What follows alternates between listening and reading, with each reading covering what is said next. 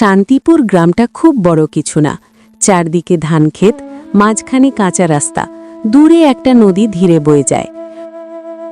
সকালে সূর্য উঠলে প্রথমে মাটির গন্ধ আসে, তারপর পাখির ডাক। এই গ্রামে মানুষ কম কথা বলে, বেশি কাজ করে। তারা জানে মাটির সাথে লড়াই না করে মাটির সাথে বন্ধুত্ব করতে হয়। এই গ্রামেই থাকতো আর্য, বয়সে তরুণ, চোখে শান্ত ভাব, গলায় কোনো তাড়াহুড়ো নেই। আর্য এমন একজন ছেলে যে মাটিতে হাত দিলেই বুঝে যায় আজ জল দরকার না আজ বিশ্রাম।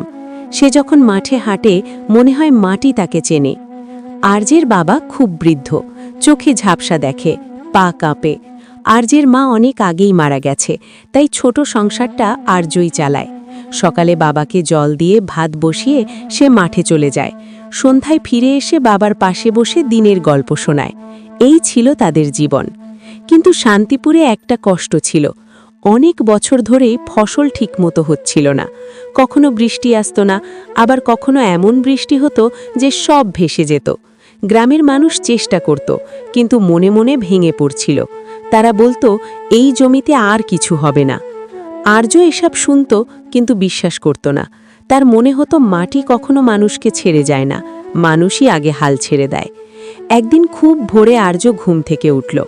আকাশ তখনও অন্ধকার, হালকা কুয়াশা। সে বাবাকে দেখে মাঠের দিকে রওনা দিল। নদীর ধারে আসতেই সে থমকে দাঁড়াল। দূরে পরিত্যক্ত এক জমির কোণায় অদ্ভুত একটা আলো জ্বলছিল। আগুনের মতো নয়, আবার চানের আলোও নয়, নীলচে, নরম, জীবন্ত। আর্য ধীরে ধীরে এগিয়ে গেল।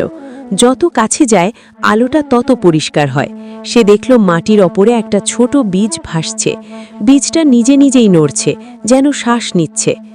আর্যের বুক কাঁপছিল, তবু সে ভয় পেয়ে পিছিয়ে গেল না।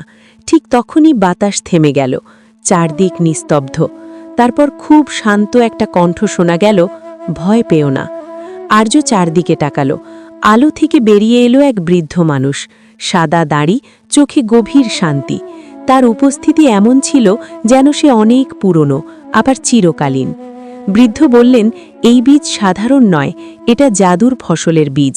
এই ফসল শুধু মাটি থেকে শক্তি নেয় না, মানুষের মন থেকেও নেয়। যার হাতে এটা থাকবে তার মনের মতো করেই ফল দেবে।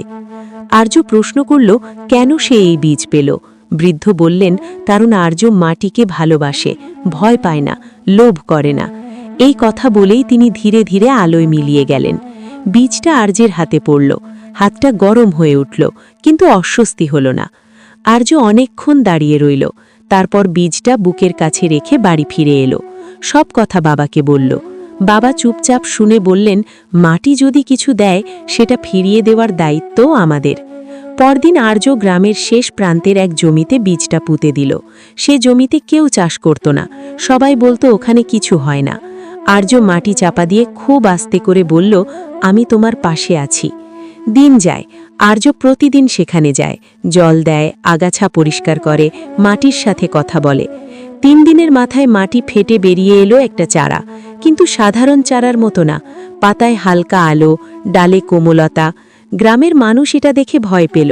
কেউ বলল এটা অশুভ, কেউ বলল এটা জাদু। গ্রামের প্রধান এসে আর্যকে বলল, এই গাছ কেটে ফেলো, ঝামেলা ডেকে আনো না। আর্য শান্তভাবে বলল, এটা কারো ক্ষতি করবে না। কেউ শুনল না। এর মধ্যেই একদিন ভয়ঙ্কর ঝড় এলো। বৃষ্টি, হাওয়া, বজ্রপাত, সারা গ্রাম কাঁপল। সকালে দেখা গেল ধান ভেঙে পড়েছে, ক্ষেত নষ্ট, মানুষ কাঁদছে। কিন্তু সেই গাছটা অটল দাঁড়িয়ে আছে। ঝড় থামার পর গাছ থেকে সোনালি রঙের ফল ঝরে পড়ল, আলোয় ভরা, নরম। আর্য একটা ফল তুলে নিল। গ্রামের এক অসুস্থ বৃদ্ধাকে ফলের টুকরো দিল। কিছুক্ষণের মধ্যেই তার মুখে প্রাণ ফিরে এলো। সে উঠে বসে বলল, আমি ভালো আছি। এই খবর আগুনের মতো ছড়িয়ে পড়ল। মানুষ বিশ্বাস করতে শুরু করল। কিন্তু বিশ্বাসের সাথে সাথে লোভও এলো। শহর থেকে এক ধনী লোক এসে গাছ কিনতে চাইল, টাকা দেখালো। আর্য না বলল। রাতে লোক পাঠানো হলো গাছ কাটার জন্য, কিন্তু যারা গেল তারা দুর্বল হয়ে পড়ল। কেউ আহত হলো না, শুধু লোভ থেমে গেল। পরদিন আর্য গ্রামের সবাইকে বলল, এই গাছ শেখাতে এসেছে, ভালো মন রাখলে ভালো ফল আসে, খারাপ মন থাকলে কিছুই থাকে না। কিছুদিন পর গাছটা ধীরে ধীরে আলো হারালো। একদিন সকালে দেখা গেল গাছ নেই, শুধু মাটি। কিন্তু সেই মাটি থেকে এবার সব জমিতে ভালো ফসল হতে লাগলো। শান্তিপুর বদলে গেল, মানুষ বদলে গেল। আর্য আগের মতোই মাঠে কাজ করে, কেউ তাকে জাদুকর বলে না, সবাই বলে সে মাটির বন্ধু।